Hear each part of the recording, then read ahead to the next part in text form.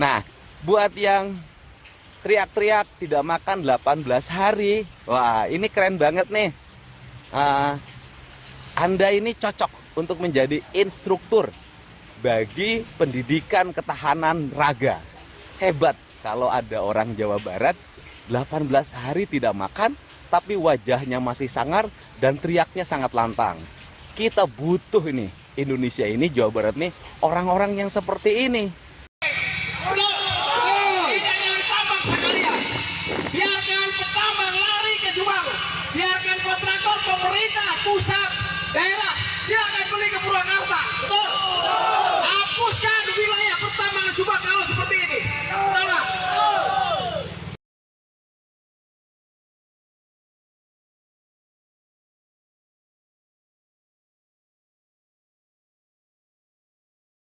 Kehilangan orang yang menjadi tulang punggung hidupnya. Nah, buat yang teriak-teriak tidak makan 18 hari, wah ini keren banget nih. Ah, Anda ini cocok untuk menjadi instruktur bagi pendidikan ketahanan raga.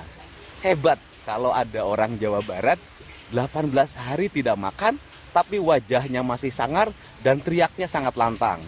Kita butuh ini, Indonesia ini, Jawa Barat nih, orang-orang yang seperti ini. Bisa hebat kalau berperang di hutan, bisa memenangkan pertarungan. Kayaknya Anda cocok deh jadi instruktur kanuragan, ya. Mudah-mudahan ke depan kita menjadi manusia yang tersadarkan. Dan saya mengucapkan terima kasih ya buat warga Jabar, warga net yang ternyata kesadaran lingkungannya makin tinggi, yang memberikan supporting pada saya untuk bersemangat terus menjaga alam dan lingkungan Jawa Barat. Tidak ditambang sekalian. Biarkan petambang lari ke Subang. Biarkan kontraktor pemerintah pusat daerah silakan beli ke Purwakarta. Betul. Hapuskan wilayah pertambangan Subang kalau seperti ini. Salah. Katakan jadi cuma dia pengen di YouTube. Betul. Hah? Ingin kontennya rame. Dapat follower. Tapi dipertimbangkan nasib masyarakat Subang. Hah? Salah asuh. Dia punya konsep Sunda. Aing ge orang Sunda, Dede. Aing lahir di Subang, mau ada lagi di Subang. Apa filosofi asa asuh teh? Lamun masyarakat bener tutur kan kita bener. Hah? Lamun pengusaha kemoga izin bener kan kumane, Dede. Betul. Beresan, cenah siap mampu nguruskan iup SIPB sambil jadi tahayu nama klien bertanggung jawab ke si Dedi. Uruskan SIPB iup pertambangan. Ulangin datang kurang dan ngomong ilegal, waduh.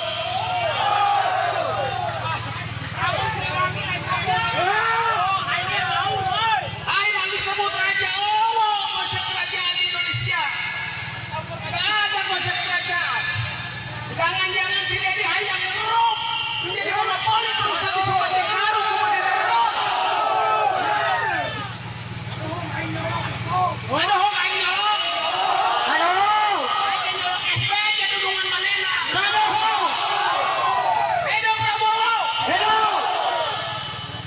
Pemerintahan Jokowi mencanangkan strategis nasional. Kan? Bentuk. Lain Prabowo Siliwangi eta mah. Lain. Raja Singa. Wabarakatuh. Kang Deddy Mulyadi, Gubernur Jawa Barat, didemo oleh massa ex-FPI yang kemudian mereka juluki dengan Deddy Musuh Islam. Ini perkembangan menarik sebetulnya. Kita tahu sendiri Rizik Syihab CS sangat tidak suka dengan Kang Deddy Mulyadi. Sempat dibangun narasi negatif, framing terhadap Deddy Mulyadi. Mereka menyebut Deddy Mulyadi gubernur musyrik yang akan memusyrikkan rakyat Jawa Barat. Framing negatif itu kemudian gagal. Justru sebaliknya, Deddy Mulyadi menang telak di Pilkada Jawa Barat. Artinya memang sebagian besar atau mayoritas rakyat Jawa Barat sangat senang dengan figur Deddy Mulyadi.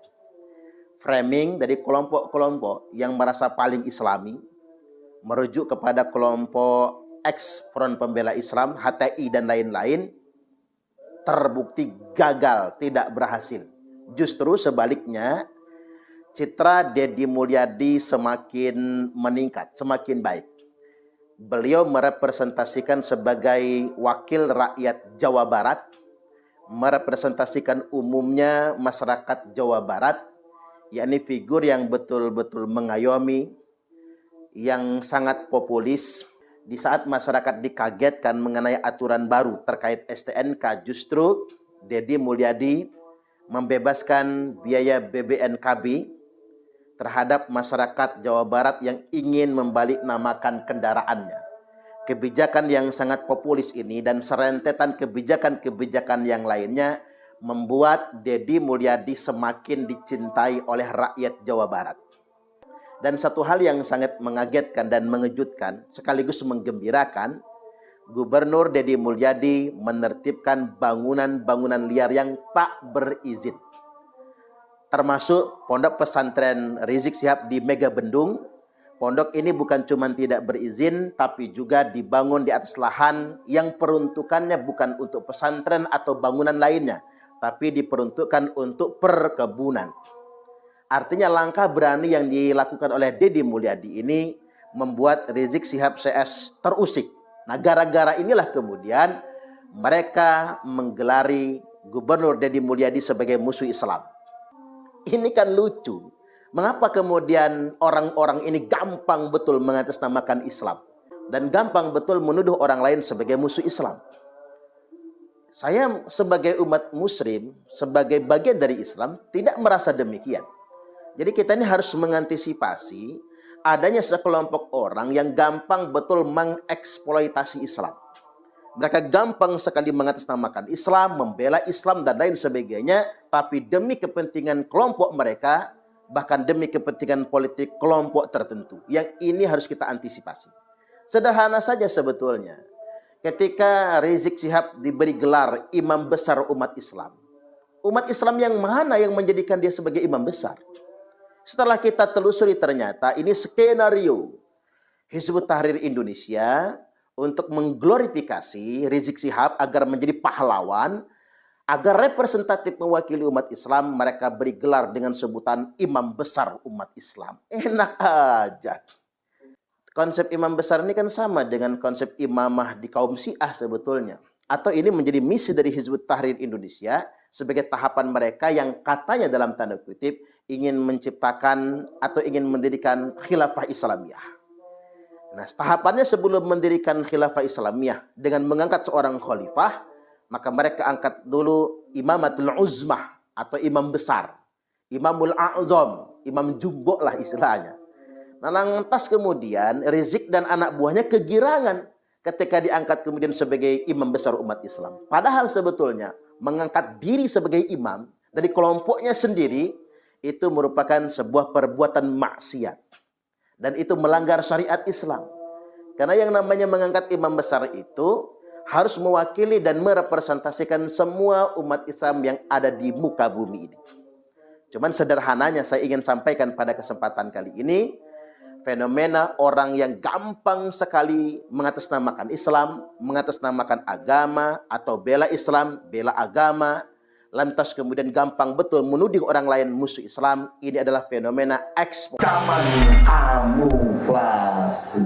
Hati-hati. Jubahnya jubah malaikat tapi dalamnya iblis.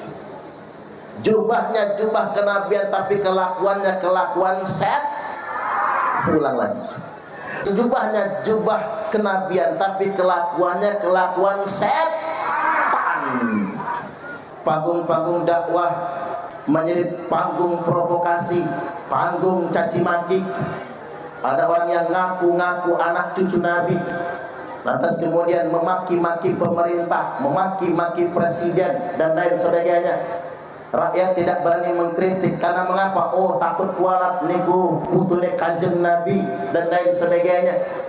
Ini yang dimaksudkan oleh sabda Nabi, abghadul ibad ilallah, hamba Allah yang paling dimurkai, hamba Allah yang paling dibenci itu man kana taubu khairan min amali, orang yang pakaiannya lebih istimewa daripada kelakuannya. Antakuna thiyabuhu thiyabal anbiya wa amaluhu amal jabbarin, jubahnya jubah kenabian, pakai gamis, pakai imamah, jubahnya jubah kenabian, tapi kelakuan setan.